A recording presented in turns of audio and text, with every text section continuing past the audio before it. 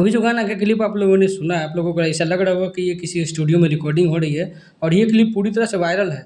इस viral clip में बहुत ज़्यादा मतलब अभद्र भाषा का यूज़ किया गया है। ऐसा लग रहा है कि इसने जानबूझ करके गाने को गाया या फिर पवन सिंह खुद गाए हैं हँसी-मज़ाक के लिए या फिर गाना रिकॉर्ड नहीं हुआ है। गियर फर्क वाली 2.0 गाना आने वाला था, उसी का ये धुन है, ऐसा बताया जा रहा है।